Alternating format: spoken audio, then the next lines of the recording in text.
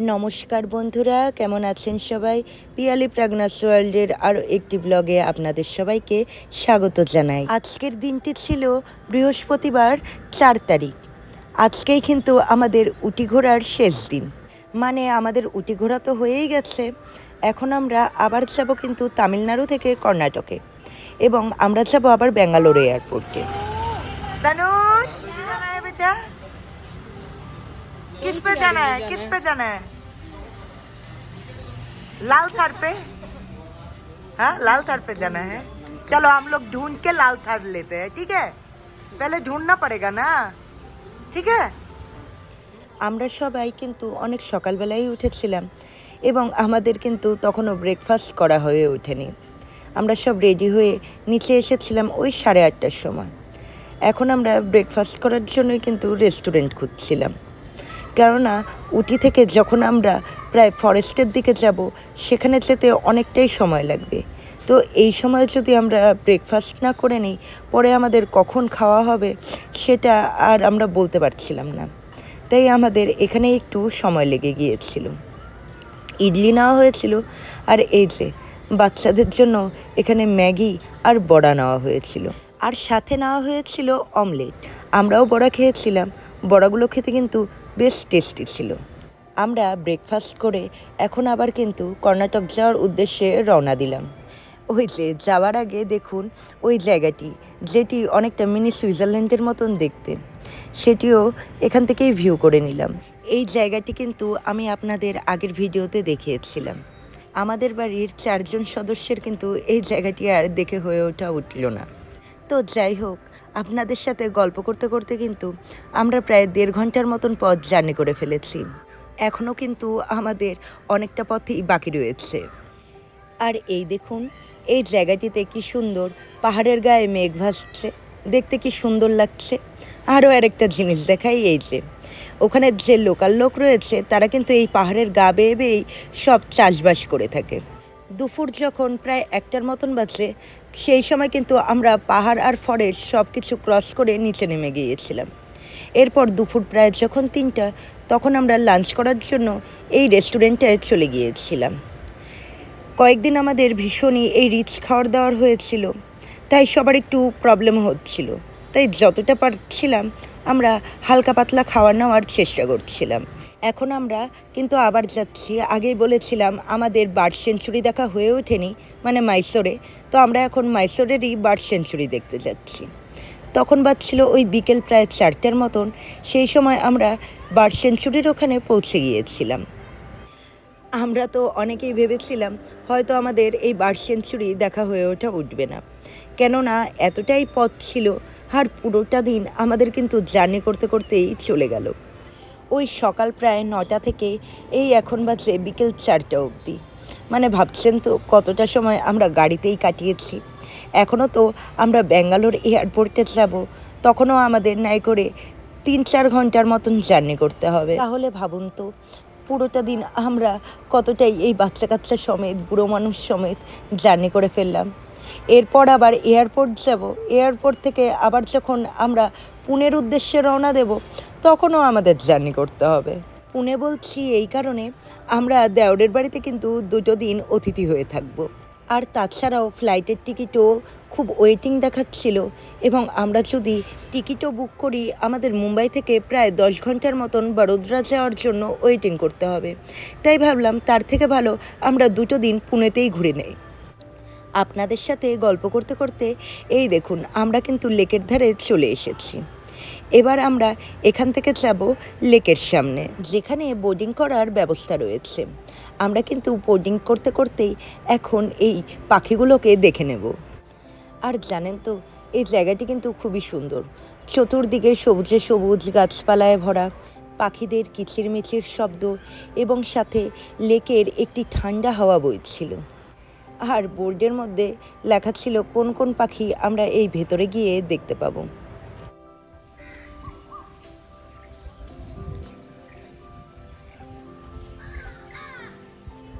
এই দেখুন, এখানেও একটা বড় বোর্ড রয়েছে, এবং সেখানেই দেখাচ্ছিল কোন কোন পাখিগুলো আমরা দেখতে পাবো।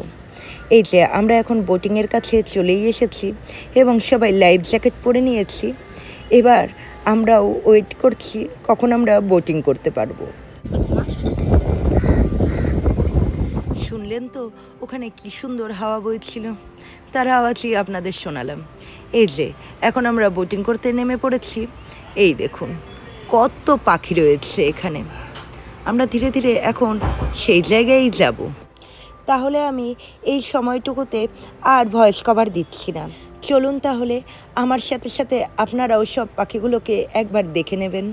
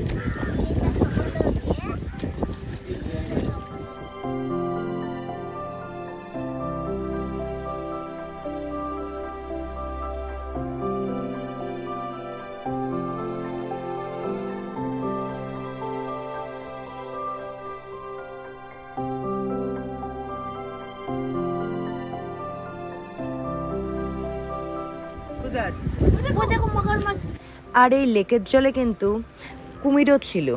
ওই যে আমাদের বাচ্চারা দেখে বলছিল মাগারমাছ, মানে কুমির। আর কুমিরটি কিন্তু অনেকটা সময় ধরেই আমাদের বোটের পাশ দিয়েই এরকম চলছিল।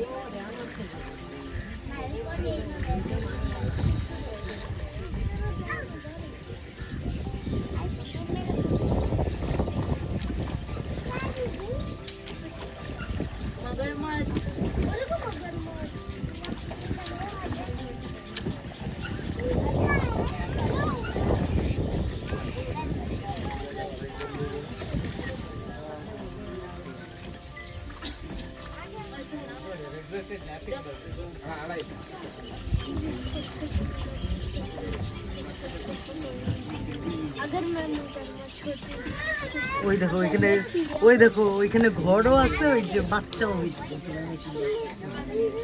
ওই দেখো, দেখছো কত বাচ্চা,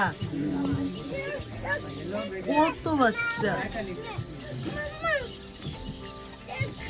এরা মনে হয় এখন এইখানের স্থায়ী বাসিন্দা হয়ে গেছে।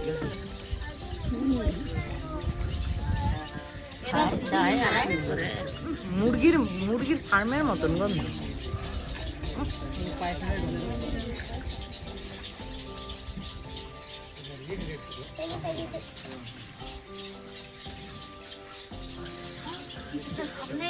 जल्दी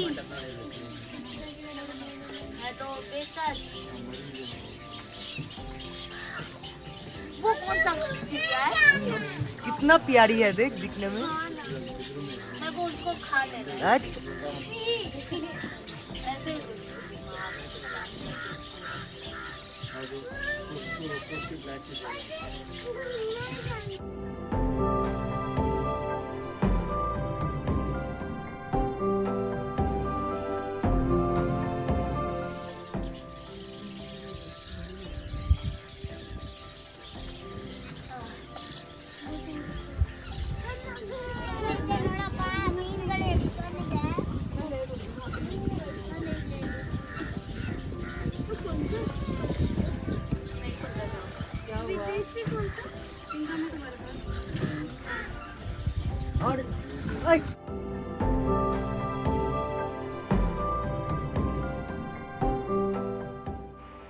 আর এই দেখুন লেকের জলে কিন্তু বড় বড় বেশ মাছও রয়েছে।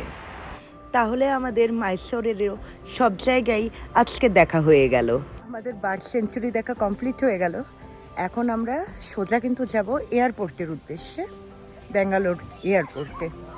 তো যেতে নাই করে 4 ঘন্টার মতন আমাদের সময় লাগবে। এখন এখানের গ্রাম্য পরিবেশগুলি এতটাই সুন্দর দেখতে, মনে হয় ভিডিওতে সব কিছুই আপনাদের সাথে শেয়ার করি, কিন্তু আমি যদি সেগুলো সব শেয়ার করতে চাই তাহলে ভিডিওটি অনেকই বড় হয়ে যাবে।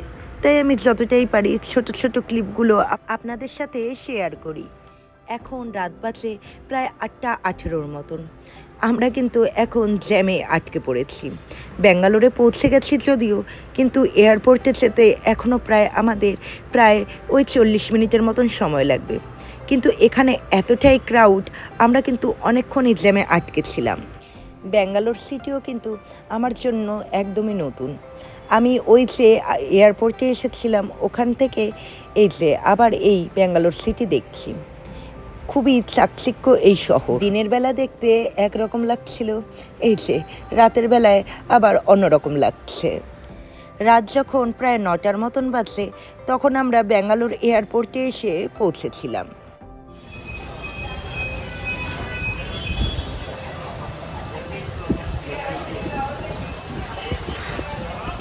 সারাদিন জার্নি করতে করতে আমরা কিন্তু ভীষণই ক্লান্ত। দেখছেন তো আমাদের সবার চোখ মুখ আর চুলের অবস্থা কি হয়েছে।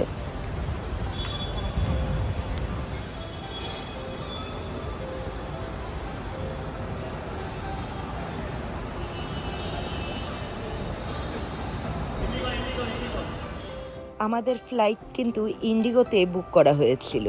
আর জানেন তো, এটিই কিন্তু আমাদের প্রথম আমরা পরিবারের 8 জন সদস্য একসাথে ফ্লাইটে উঠব। আমাদের সবার কিন্তু বোর্ডিং পাস কমপ্লিট হয়ে গেছে। এখন আমরা যাচ্ছি চেকিং করাতে। আমাদের সবার চেকিংও কমপ্লিট হয়ে গেছে। এখন যাব আমরা গেটে, যেই গেটের থেকে আমরা প্লেনে উঠব। আর প্রায় ওই আধ ঘন্টার মতন কি 1.25 ঘন্টার মতন থাকার পর এই আমরা প্লেনে উঠে পড়েছি। আমাদের 5 জনের সিট ছিল একসাথে এবং 2 জনের সিট ছিল আলাদা।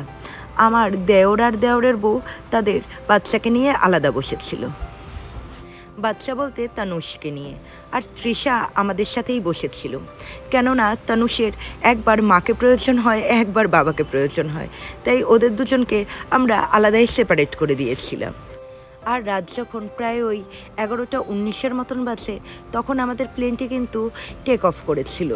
এই দেখুন নিচ থেকে কি সুন্দর ব্যাঙ্গালোর শহরকে দেখা যাচ্ছে।